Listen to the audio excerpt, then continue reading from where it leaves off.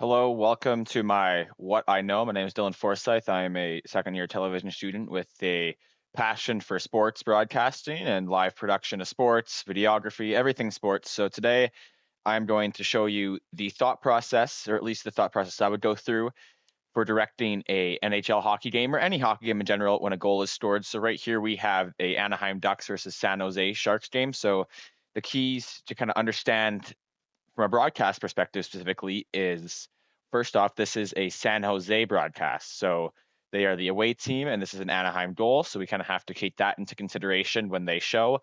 Broadcast is normally a little bit more neutral in a sense. It's not like the in house production where they are very heavily focused on the home team. And I've had that experience from my internship with Calgary as they will only, for example, show two replays of an away team's goal compared to three if it was the Flames. So we're going to start right here.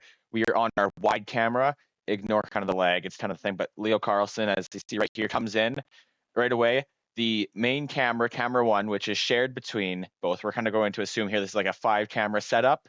Right away, it pushes into the goaltender who just scored. As you can see, the score bug kind of goes off. That's something that CG would be running at that moment. But right away, the camera goes in and we get our first cut to a reverse cam. Obviously, with his celebration, he is on the other side of the ice. So you go to that reverse slash robo cam, you get the celebration, and it's very quick from here. So, it has a couple words. He starts to move. You go back to camera one where your goaltender to kind of create that story case. This is the goal scorer. This is the goalie that just gave up the goal. It's 1-0. It's a big game. For reference, this is pretty much San Jose's playoff hopes depend on this game, and Anaheim's coming in with a 6-game losing streak. So right away, a lot of stakes are here. So you're kind of creating that storyline of like, oh, he just gave up the goal.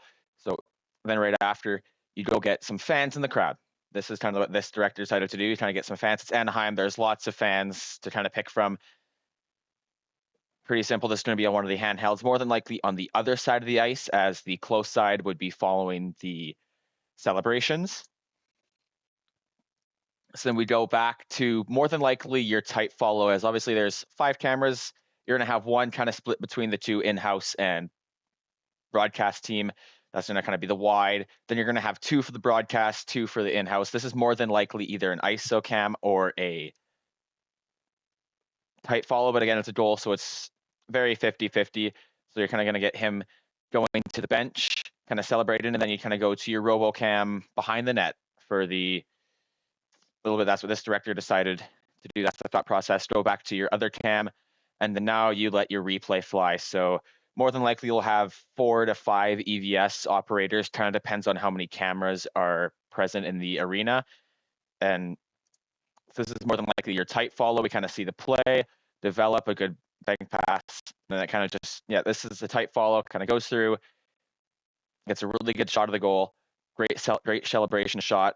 And then after that, you go to your next camera. You're more than likely going to try to show 3 to 5. It depends kind of on the broadcast. Obviously, take in mind this is San Jose's broadcast, but they are more neutral. If this was in-house, it'd probably only be 3 because you also have to kind of consider they're doing their other special animations. I know specifically with Anaheim, they have special goal songs for each of the players, so they're probably focusing on that. But now you kind of get your overhead cam, kind of different, unique angle, kind of showing that. And then now you go to your handheld. This is going to be the one in the corner, and it is on the same side as all the main broadcast cameras, as you kind of don't want to kind of make it that confusing. So whenever it's in play, you'll more than likely see this, and the reverse cams, robo cams will more than likely be used for replays. So kind of go back a little bit. We go back to our tight follow on that broadcast side.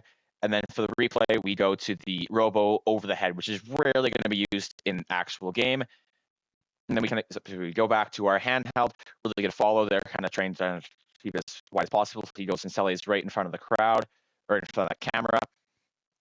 Beauty, then you kind of fly back and go back to your game. So that's kind of the thought process that I would kind of go through if I was directing and doing those movements. I think obviously every director is very different, but I think that kind of just explains what's going on. Obviously, you go back to your wide follow and then do the game from there. If we kind of fast forward a little bit, they will eventually show up a score bug of who scored. As you see right there, Carlson, the goal number from Kreider and Mintikov. They'll do that, and then I won't go too much farther due to time restraints, but you'll more than likely see them show a few more replays from a different angle. Maybe they have like a net cam. Maybe there's a really good roll that they didn't get at the time. They'll maybe go show the player on like an ISO cam. So there's kind of a lot that goes into a goal. It's probably the most chaotic point of any hockey game. It's pretty simple, kind of going wide follow for 90% of the game, corners for the odd. When the game kind of slows down, you can get your tight. But that's kind of what I believe the thought process for me would be. Thanks very much for watching. I hope you enjoy. If you have any more questions, please contact me, reach out. My contacts are everywhere. I'm excited about working in sports, and I'd love to help enhance any production that you were looking to do. Thank you.